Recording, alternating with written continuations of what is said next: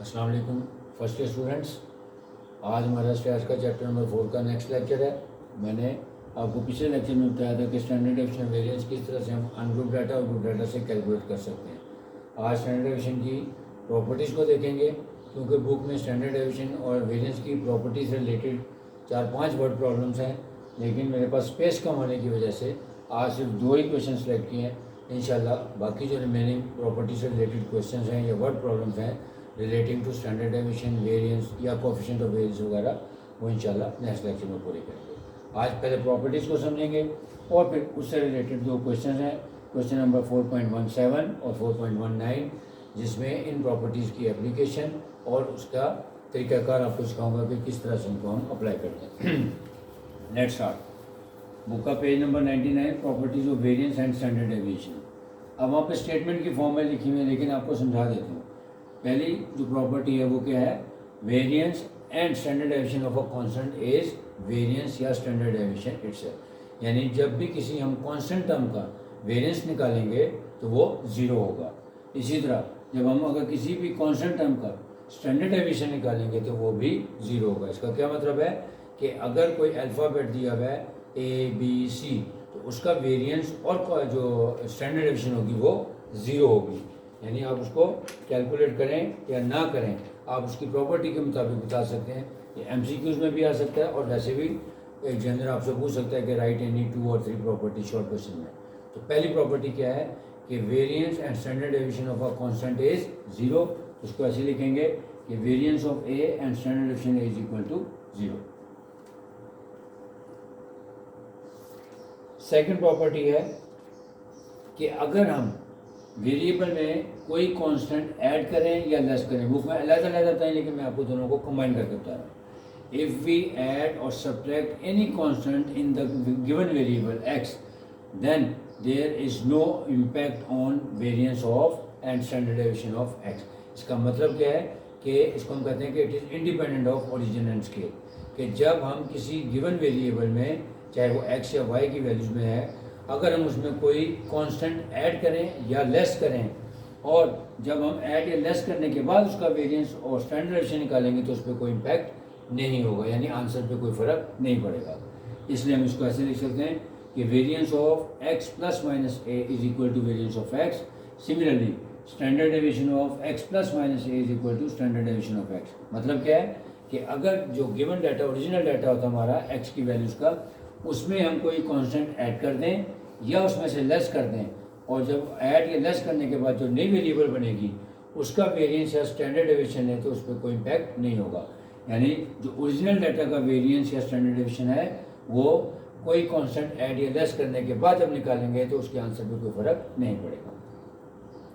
तीसरी, variance of AX is equal to A square variance of x, या standard deviation of AX is equal to A square into standard deviation of x। इसका क्या मतलब है कि जब हम ऐड या लेस करेंगे कोई कांस्टेंट तो वेरिएंस पे और स्टैंडर्ड डेविएशन पे कोई फ़र्क नहीं पड़ता, लेकिन जब हम मल्टीप्लाई करेंगे तब फ़र्क पड़ जाएगा। वो क्या पड़ेगा, अगर हम किसी वेरिएबल x को किसी कांस्टेंट से मल्टीप्लाई करेंगे, यानी a से मल्टीप्लाई करेंगे, तो जब हम उसका वेरिएंस लेंगे, यानी जो ओरिजिनल डाटा होगा उसका जो वेरिएंस होगा, उसके आंसर को हम a की बजाय a स्क्वायर से मल्टीप्लाई करेंगे, तब दोनों साइड्स इक्वल हो जाएंगी।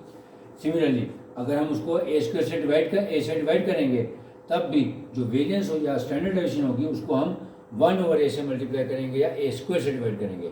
यानी मल्टीप्लाई हम कर रहे हैं a से, लेकिन जब आंसर आ जाएगा तो जो वेरिएंस या स्टैंडर्ड डेविएशन की गिवन वैल्यू होगी उसको हम a स्क्वायर से मल्टीप्लाई करेंगे, तब दोनों साइड इक्वल आ जाएंगे। यानी इसको लिखेंगे variance of AX is equal to A square variance of x। यानी जो भी आपका ओरिजिनल डाटा होगा पहले आपने उसका वेरिएंस निकाला होगा, और जो x की वैल्यूज होंगी जब आप उसको किसी ख़ास नंबर से मल्टीप्लाई करेंगे और जो नई वेरिएबल बनेगी उसका वेरिएंस लेंगे, और जो पुराना वेरिएंस होगा तो इस वेरिएबल के स्क्वायर से उसको मल्टीप्लाई करेंगे तो दोनों साइड इक्वल आ जाएंगी।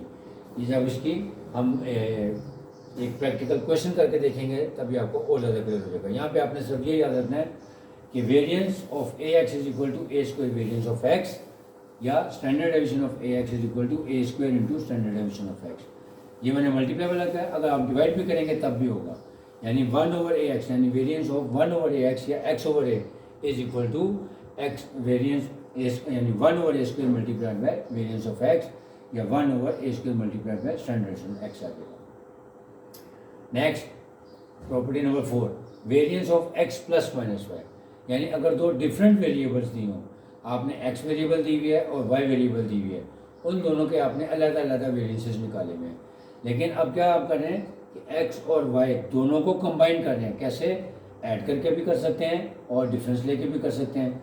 तो क्या कह रहा है, प्रॉपर्टी क्या बताती है कि एक्स प्लस वाई हो या एक्स माइनस वाई हो, जब हम उन दोनों के वेरिएंसेस को ऐड करेंगे तो प्रॉपर्टी क्या बनेगी कि variance of x plus minus Y is equal to variance of x plus variance of Y.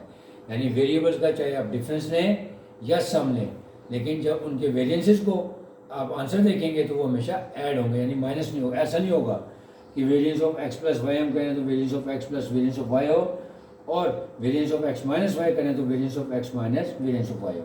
इसका मतलब क्या है कि चाहे आप दोनों वेरिएबल्स को सम लें या दोनों का डिफरेंस लें, लेकिन उन दोनों के वेरिएंस का आंसर हमेशा उनके सम के इक्वली होगा। यानी variance of x plus minus Y is equal to variance of x plus variance of Y. फिर है पांचवी प्रॉपर्टी, कंबाइंड वेरिएंस। ये एक फार्मूला है कि कंबाइंड वेरिएंस क्या होगा कि अगर आपको दो या दो से ज़्यादा नंबर ऑफ वैल्यूज दी हो, सेट ऑफ डाटा दिए हो और उनके अलग अलग वेरिएंसेस और मीन्स दिए हुए हो, तो उनकी मदद से हम कंबाइंड वेरिएंस निकाल सकते हैं। फार्मूला है summation n i is equal summation n i into s i square plus x bar i minus x bar c और whole square divided by summation n i. इसका मतलब क्या होगा, जब मैं इसकी प्रॉपर्टी आपको अप्लाई करके दिखाऊंगा कि किस तरह से हमें डिफरेंट नंबर ऑफ वैल्यूज दी होंगी 1 2 3 4 सेट्स की, उनके डिफरेंट स्टैंडर्ड डेविएशन या वेरिएंस की वैल्यू गिवन होगी और डिफरेंट मीन्स भी दिए होंगे। तो उनकी मदद से हम पहले कंबाइंड मीन निकालेंगे इस फार्मूले की मदद से। एक्स बार सी यानी combined mean is equal to summation n x bar और समेशन एन। ये मैंने जो प्रॉपर्टीज ऑफ मीन पढ़ी थी वहाँ पर भी समझाया था कि पहले आप कंबाइंड मीन निकालेंगे, फिर इस फार्मूले के मुताबिक हम कंबाइंड मीन को तमाम मीन्स में से माइनस करेंगे और उसमें जो वेरिएंसेस है ऐड करेंगे, और एक प्रोसेस होगा, सर्टन प्रोसेस के बाद हम कंबाइंड वेरिएंस की वैल्यू निकाल सकते हैं। अगेन ये भी जब मैं इसका जो बुक के अंदर क्वेश्चन दिए मैं उसका क्वेश्चन सॉल्व करके दिखाऊंगा, डेमो करूंगा, तो फिर आपको ज़्यादा कॉन्सेप्ट क्लियर हो जाएगा। अब आते हैं प्रॉपर्टी को पढ़ने के बाद क्वेश्चन नंबर 4.17 पेज नंबर 123 पे और क्वेश्चन नंबर 4.19। अब क्वेश्चन नंबर 4.17 में गिवन डाटा है। गिवन डाटा का क्या मतलब, क्योंकि वर्ड प्रॉब्लम्स हैं तो वर्ड प्रॉब्लम्स जब भी आपने सॉल्व करनी है तो जो भी स्टेटमेंट की फॉर्म में लिखा हुआ उसको हम गिवन डाटा की फॉर्म में लिख लेते हैं ताकि स्टेटमेंट बार बार पढ़ने की ज़रूरत पेश ना आए। सबसे पहले देखते हैं कि गिवन डाटा में क्या लिखा हुआ है। उसने दो डिस्ट्रीब्यूशंस, दो बल्ब्स के बारे में बताई हैं। एक ट्यूब है ए टाइप और एक ट्यूब है टाइप बी। दोनों की लाइफ टाइम दी हुई है, यानी जो ट्यूब ए है उसका मीन बताया हुआ है, यानी X bar of A is equal to 1496 आर। यानी जो ट्यूब या बल्ब है जो ए टाइप का है उसका मीन लाइफ जो है वो 1496 आवर्स है। वेयर एज जो टाइप बी बल्ब है या टाइप बी ट्यूब है उसका जो मीन लाइफ है वो 1895 आवर्स है। इसका मतलब क्या है कि जो भी ट्यूब या बल्ब है उसकी जो लाइफ है 1496 आवर्स है, यानी उसके बाद वो ख़राब होगा या उससे पहले वो ख़राब नहीं हो सकता। Whereas the type B bulb has a lifetime of 1895 hours. ये उनके मीन्स दे दिए। अब दोनों की स्टैंडर्ड डेविएशन भी गिवन है, यानी टाइप ए की स्टैंडर्ड डेविएशन दी है 280 hours, whereas the standard deviation of type B bulb is 310 hours. अब पूछा क्या है, उसने कहा जी फाइंड करना है कि ग्रेटेस्ट डिस्पर्शन किस में है। लेकिन डिस्पर्शन आपने पता है दो तरह की है, एक एब्सोल्यूट और एक है रिलेटिव। अब क्वेश्चन में ये लिखा हुआ है कि which one has greater absolute dispersion and greater relative dispersion. तो दोनों में से हमने बताना यह है कि किस में ज़्यादा एब्सोल्यूट डिस्पर्शन है और किस में ज़्यादा रिलेटिव डिस्पर्शन है। तो एब्सोल्यूट डिस्पर्शन के लिए तो सिंपल सा फार्मूला होता है कि आपने जो दोनों की स्टैंडर्ड डेविएशंस गिवन है उनमें से कंपेयर करके देख लेना है। The more the value of standard deviation the more the dispersion, यानी जिसकी स्टैंडर्ड डेविएशन की वैल्यू ग्रेटर है, जैसे एस बी की वैल्यू है 310 आवर्स और एस ए की वैल्यू है 280 hours. Which one is greater? Obviously S B is greater. तो हम ये लिखेंगे as S B is greater than S A, यानी the standard deviation of B type of tube is greater than the standard deviation of type A tube. Hence, B has greater absolute dispersion. इसमें हमें कुछ चीज़ calculate नहीं करनी है, दोनों की standard deviation को कंपेयर करना है। जिसकी स्टैंडर्ड डेविएशन की वैल्यू ग्रेटर है उसमें ग्रेटर एब्सोल्यूट डिस्पर्शन पाई जाती है। अब आते हैं रिलेटिव डिस्पर्शन के लिए। तो रिलेटिव डिस्पर्शन के लिए हम पहले इसकी कोएफिशिएंट ऑफ वेरिएंस भी निकाल सकते हैं या कोएफिशिएंट ऑफ स्टैंडर्ड डेविएशन भी निकाल सकते हैं। दोनों को निकालेंगे, फिर कंपेयर करके देखेंगे कि किसकी वैल्यू ज़्यादा आ रही है। तो पहले हम कोएफिशिएंट ऑफ वेरिएंस ऑफ ए निकाल लेते हैं। फार्मूला आपको पता है एस ओवर ए होता है, यहाँ पे लिखेंगे S A over x bar A multiplied by 100%, यानी ए की स्टैंडर्ड डेविएशन और ए का मीन लेके दोनों की रेशियो लेंगे और 100% से मल्टीप्लाई कर देते हैं। अब वैल्यूज पुट कर देते हैं। As a standard deviation of A है हमारे पास 280 divided by X bar of A 1496 multiplied by 100%। 280 divided by 1496 multiplied by 100, 18.72%।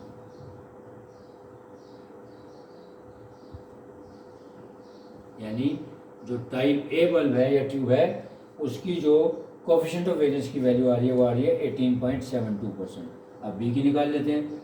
S B की वैल्यू है 310 यानी 310 डिवाइडेड बाय मीन है इसका 1895 multiplied by 100%। 310 divided by 1895 multiplied by 100, इसका आंसर आ रहा है 16.36%।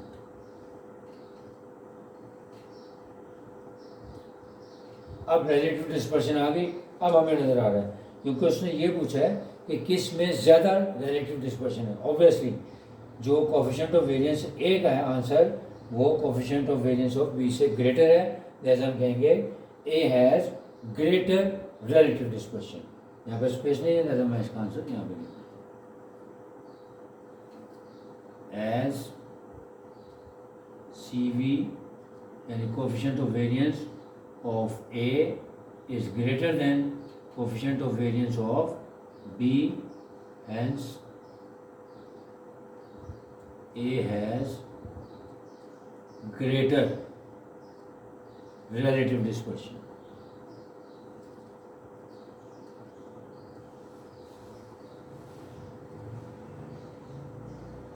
एक बात और याद रखनी है कि अगर यहाँ पे पूछा जाए ना कंसिस्टेंसी, नॉर्मली वो शायद इंटर लेवल पे पूछा नहीं था, जो बीएससी लेवल पे आता है कि जब कंसिस्टेंसी पूछेंगे फिर कंसिस्टेंसी में जिसकी वेरिएशन कम होती है यानी कोएफिशिएंट ऑफ वेरिएंस की वैल्यू जिसकी कम होगी वो ज़्यादा कंसिस्टेंट कहलाती है। लेकिन यहाँ पे सिर्फ ये पूछा था कि एब्सोल्यूट डिस्पर्शन किस में ज़्यादा है तो हम स्टैंडर्ड डेविएशन को देखेंगे, और रिलेटिव डिस्पर्शन किस में ज़्यादा है तो दोनों का कोएफिशिएंट ऑफ वेरिएंस या दोनों का कोएफिशिएंट ऑफ स्टैंडर्ड डेविएशन निकाल के बता देंगे। जिसका आंसर बड़ा होगा उसके अंदर रिलेटिव कोएफिशिएंट ऑफ वेरिएंस या रिलेटिव डिस्पर्शन ज़्यादा। अब आते हैं क्वेश्चन नंबर 4.19 पे।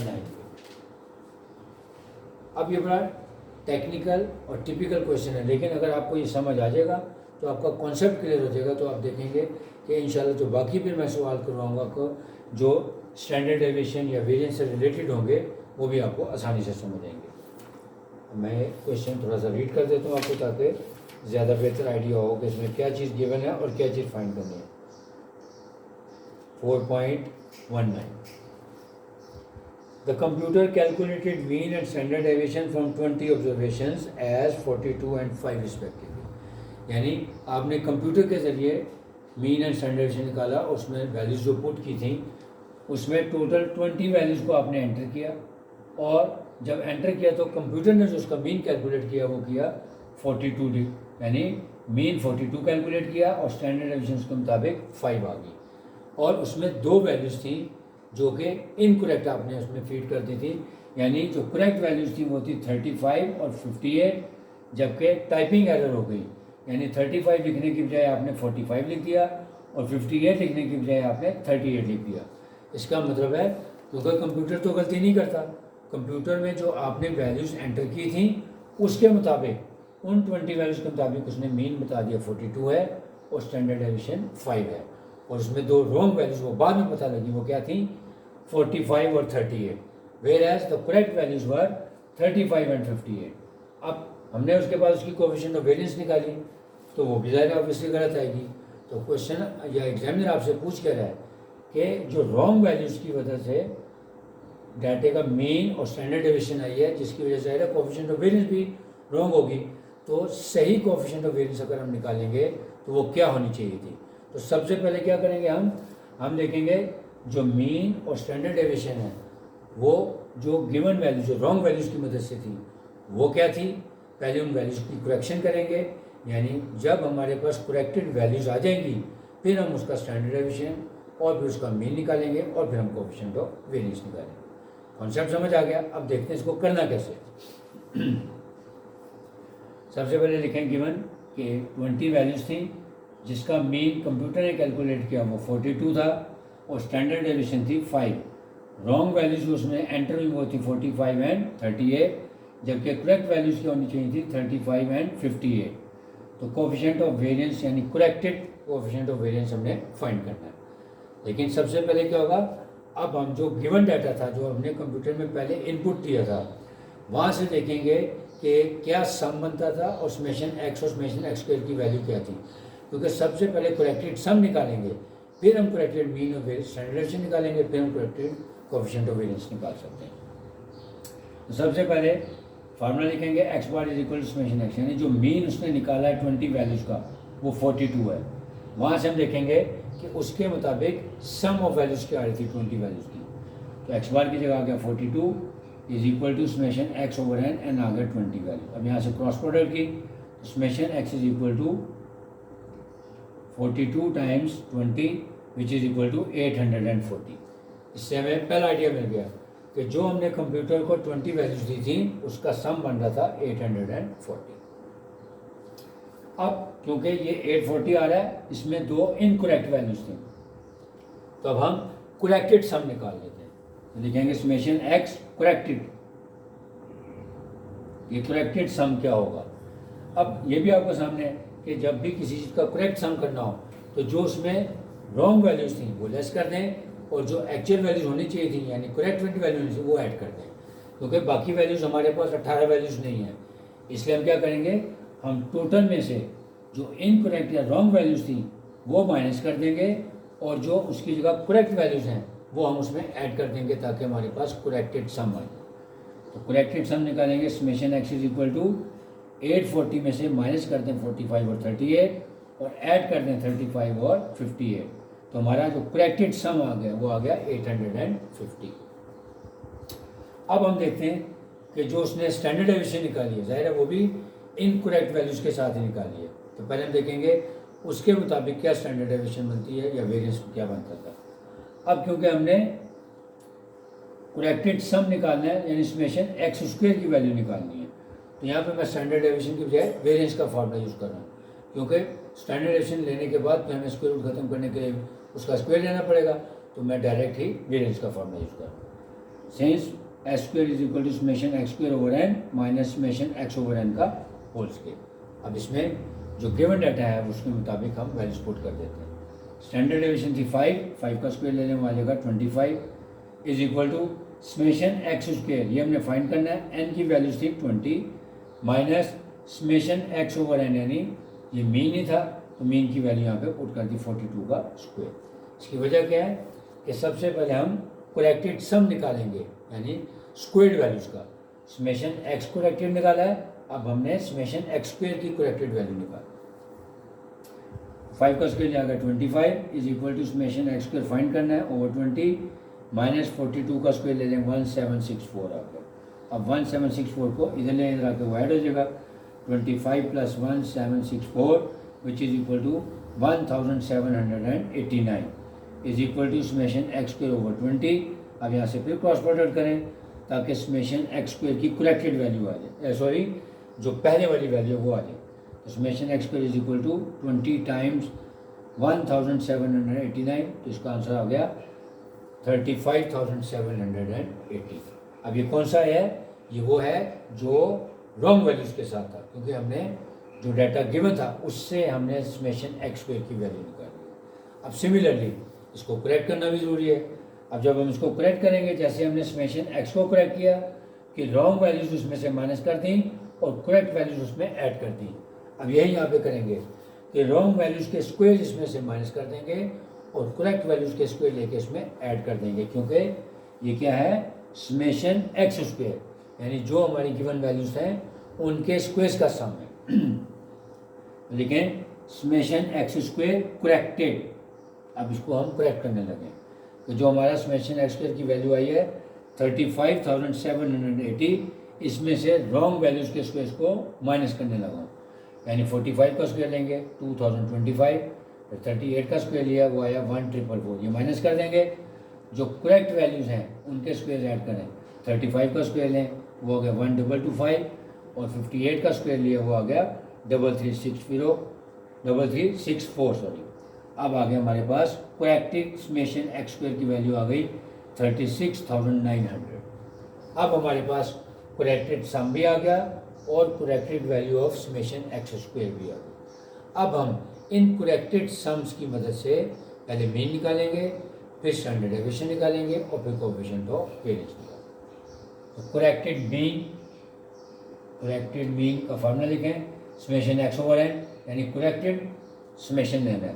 तो समेशन एक्स करेक्टेड हमारा था 850 डिवाइडेड बाय एन चेंज नहीं हुआ। उसकी वजह क्या थी कि 20 वैल्यूज़ को डाटा एंट्री की गई और उसमें से 2 रॉन्ग थी, तो उन्हीं को निकाल दिया, तो 18 रह गई और उसकी जगह 2 करेक्ट वैल्यूज़ डाल दी।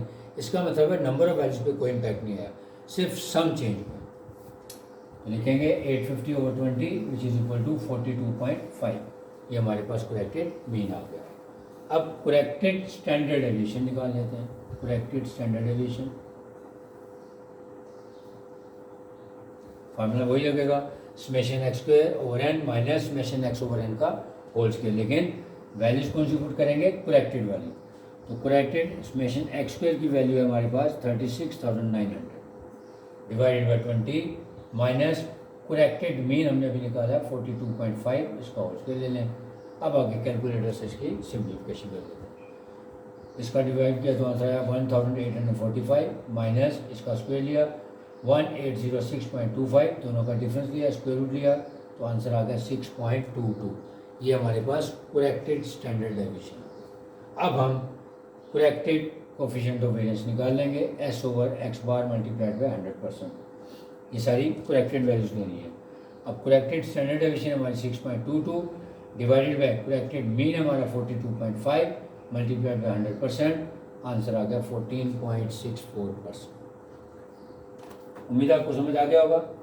डिवाइड कर देते हैं कि स्टैंडर्ड डेविएशन ऑफ वेरिएंस की प्रॉपर्टीज जो है कि variance and standard deviation of a constant is always equal to 0। फिर अगर हम किसी वेरिएबल एक्स में कोई कांस्टेंट लेस करें या ऐड करें तो उसका ओरिजिन एंड स्केल से इंडिपेंडेंट होता है। इसका मतलब है कि उसके वेरिएंस पे कोई इम्पैक्ट नहीं आएगा, यानी वेरिएंस की वैल्यू चेंज नहीं होगी ना स्टैंडर्ड। इसको लिखेंगे वेरिएंस या standard deviation of x plus minus a is equal to variance of x या स्टैंडर्ड डेविएशन ऑफ x। तीसरी प्रॉपर्टी है कि जो भी आपके पास गिवन डाटा हो x की वैल्यू अगर उसको हम a से मल्टीप्लाई करें और उसका वेरिएंस निकालें तो जो हमारा ओरिजिनल डाटा का वेरिएंस होगा उसको हम a स्क्वायर से मल्टीप्लाई करेंगे, तब दोनों साइड इक्वल आ जाएंगी, यानी variance of ax is equal to a square variance of x। इसी तरह स्टैंडर्ड डेविएशन का भी ये फार्मूला, मल्टीप्लाई करेंगे अगर a से करेंगे यहाँ पे a स्क्वायर आएगा, इसी तरह अगर हम डिवाइड करें a से यहाँ पे 1 ओवर a स्क्वायर आ जाएगा। चौथी प्रॉपर्टी है कि दो डिफरेंट वेरिएबल्स का चाहे हम सम लें या डिफरेंस लें, लेकिन जब हम उन दोनों के वेरिएंसेस को निकालने के बाद प्रॉपर्टी लिखेंगे तो उन दोनों के वेरिएंसेस हमेशा उन दोनों के सम के इक्वल होंगे, यानी variance of x plus y x plus minus y, यानी पहले दो वेरिएबल्स हैं उनको अलग अलग इकट्ठा करें या उनका डिफरेंस लें, उनका वेरिएंस निकालें, तो उनके अलग अलग वेरिएंस के सम के इक्वली होगा। फिर कंबाइंड वेरिएंस और कंबाइंड मीन का कॉन्सेप्ट है, ये जैसे एक फार्मूला है। नेक्स्ट लेक्चर में जब मैं आपको ये प्रॉपर्टी समझाऊंगा तो वहाँ पे आपको ये क्लियर हो जाएगा। क्वेश्चन नंबर 4.17 में दो डिफरेंट टाइप के ट्यूब्स या बल्ब दिए हुए थे, दोनों के मीन लाइफ और दोनों की स्टैंडर्ड डेविएशन दी थी। पूछा था कि which one has the greater absolute dispersion. Absolute dispersion के लिए जस्ट आपने स्टैंडर्ड डेविएशन को कंपेयर करना है, जिसकी वैल्यू बड़ी होगी वो ज़्यादा ग्रेटर डिस्पर्शन को शो करेगी। जबकि रिलेटिव डिस्पर्शन के लिए या तो हम इसको कोफिशिएंट ऑफ स्टैंडर्ड डेविएशन निकालें या कोफिशिएंट ऑफ वेरिएंस निकालें और फिर बताएंगे कि ये इसमें ग्रेटर है। जो एक्सरसाइज का क्वेश्चन नंबर 4.19 है, उसमें कंप्यूटर में आपने डाटा एंट्री की 920 वैल्यूज़ की और उसमें दो रॉन्ग वैल्यूज़ आपने एंटर कर दी 45 और 38, जबकि होनी थी 35 और 58, जिसकी वजह से कंप्यूटर ने आपको मीन बताया 42 और स्टैंडर्ड डेविएशन बताई 5। अब आपने करेक्ट कोफिशिएंट ऑफ वेरिएंस निकालना है। सबसे पहले आप corrected sum and summation x और समेशन एक्स स्क्वायर की वैल्यू निकालेंगे। पहले आप क्या करेंगे, जो गिवन डाटा है वहाँ से आप समेशन एक्स और समेशन एक्स स्क्वायर की वैल्यू निकालेंगे, फिर हम उसकी करेक्शन करेंगे। करेक्शन करने का क्या तरीका है, जब हमने सम को करेक्ट करना है तो रॉन्ग वैल्यूज़ को माइनस कर दें और करेक्ट वैल्यूज़ को ऐड कर दें। इसी तरह जब हम उनके स्क्वायर समेशन एक्स स्क्वायर को करेक्ट करेंगे तो रॉन्ग वैल्यूज़ के स्क्वायर लेके उसमें से लेस कर दें और करेक्ट वैल्यूज़ के स्क्वायर लेके उसमें ऐड कर दें। जब आपके पास करेक्टेड सम आ जाए एक्स का भी और एक्स स्क्वायर का भी, फिर आप नए करेक्टेड सम की मदद से करेक्टेड मीन और करेक्टेड स्टैंडर्ड डेविएशन निकालें और फिर करेक्टेड कोफिशिएंट ऑफ वेरिएंस निकालें। उम्मीद आपको समझ आ गया होगा। इंशाल्लाह अब एक और लेक्चर होगा जिसमें फर्दर स्टैंडर्ड डेविएशन वेरिएंस से रिलेटेड वर्ड प्रॉब्लम को डिस्कस करेंगे, ताकि आपका स्टैंडर्ड डेविएशन वेरिएंस से रिलेटेड कॉन्सेप्ट 100% क्लियर हो जाए। इसकी दो वजूहत हैं। इसके ऊपर इतना फोकस क्यों करूँ कि जिन लोगों ने आगे फर्दर कंप्यूटर में या बीएससी वगैरह में या एमएससी लेवल पे या बीएससी लेवल पे वर्ल्ड स्टडीज़ पढ़नी होगी तो वहाँ पे ये कॉन्सेप्ट आपके बहुत ज़्यादा यूज होंगे। इसी तरह जो लोग रिसर्च स्टडीज़ में जाएंगे वहाँ पे भी स्टैंडर्डाइजेशन का कॉन्सेप्ट बहुत ज़्यादा यूज होता है। इसलिए मैं कोशिश करूँगा कि एक और लेक्चर में बाकी रिमेनिंग प्रॉपर्टी से रिलेटेड या स्टैंडर्ड एंड वेरिएंस से रिलेटेड वर्ड प्रॉब्लम जो हमको फर्दर डिस्कस करेंगे। तब तक के लिए